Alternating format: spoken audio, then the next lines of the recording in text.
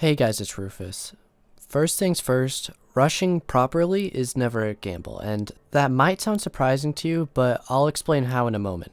But the only time a rush is a gamble is when you have limited or no intel when you're going for this play. However, rushes are the greatest display of both teamwork and leadership in a team. A team without pristine communication will have a lot of difficulty performing rushes consistently and effectively.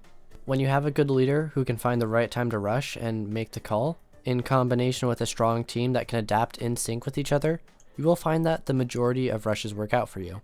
If a rush doesn't work out, it's because you did something wrong. That could have been in the planning, positioning, or anywhere.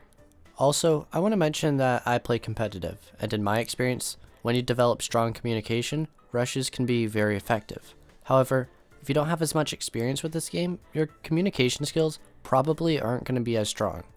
But if you know the right time to rush, you will more often than not win the round. However, I would only suggest rushing with people that you know. Rushes require communication, so if you go in with bad comms, you're likely to perform a bad rush.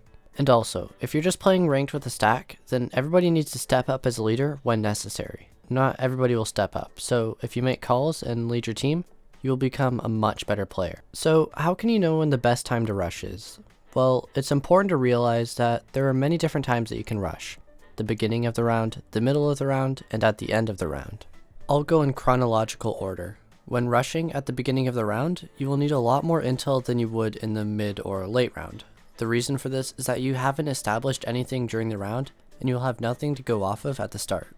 In addition, you have to account for all 5 people at the beginning of the round, and when you're using your drones in the prep phase, everybody's running around. Nobody's position is set in stone yet. People can still move around safely, and oftentimes, people will only get to their position 5 to 20 seconds after the prep phase ends.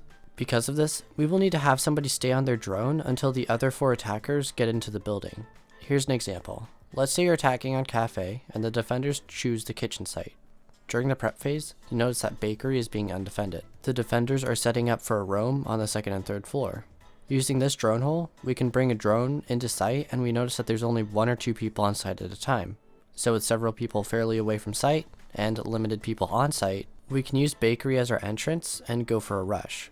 You'll need to be conscious of these holes above prep, but it's very easy to just have one person give covering fire while the others run through. And yes, you can use covering fire in Siege. You don't see it often, but in this case, it can be difficult to peek from above prep because you are very predictable. So just having one person watch the angle while your teammates run through works. Anyway, once you get into sight, you will want to try and keep some space between your teammates, and in your comms, everybody should say what they're watching. And so here's an example of what our positioning would be like in a rush. You need 1 planter and 1 person to watch the bakery flank, which the guy that was on cams earlier can do. This means we have 3 guns on site. If there are 1 or 2 people on site, we can expect to lose 1 or 2 guys. This is why coordination and communication is so important. If one angle is left unwatched, our planner will be at risk, which will cause us to lose the rush entirely. We have one disadvantage when we rush. Oftentimes, the defenders will close around us and all at the same time.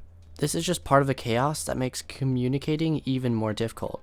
However, because of this, if we lose our planner, then we'll lose our advantage. We will be a man down on site and forced to take gunfights as the defenders collapse onto us. However, if we get plant down, we can change positions and increase the pressure on the defenders. During the mid-round, a rush will usually go like this. You establish some control, and at some point you begin droning site. You notice that a part of site, or maybe all of site, is vulnerable, and so you can make the call to go for an execute at any moment. These rushes are usually the most successful, because you have a lot of intel already from earlier in the round, and with your established control, your positioning is likely to be much stronger. You can really just think of a mid-round rush as an early execute. Rather than using more time and utility to prepare, you jump on an opportunity that you see, and in doing so, you attempt to take site and go for a plant. Now, the last rush is a late round rush, and this is not the type of rush you want to be in. This is when you're forced to enter site and plant based on the clock. The best way to successfully perform this rush is by using the whole round to have effective positioning and to be on top of the other team. But since this doesn't always happen, make sure that you keep in mind of your utility. Try to use your utility to give intel on your enemies or to clear any utility such as cameras before you enter. You can also just toss a drone if you have one, since anybody that's dead can watch the drone to protect the planter or just give intel. These rushes will usually be the hardest since they're not on your terms. and the last type of rush is not going to be what you expect. This is a rush for map control rather than a rush for sight. This is much less common, but if you notice an area of the map being undefended, I suggest taking it before the enemy can. Just make sure you don't hesitate and you'll be fine. Now if you want to check out my Twitter, Discord server, or Patreon, that would be much appreciated. However, that's all to say for this video, and if you learned something, give the video a like, and if you want to see more content like this, then subscribe. Toodles!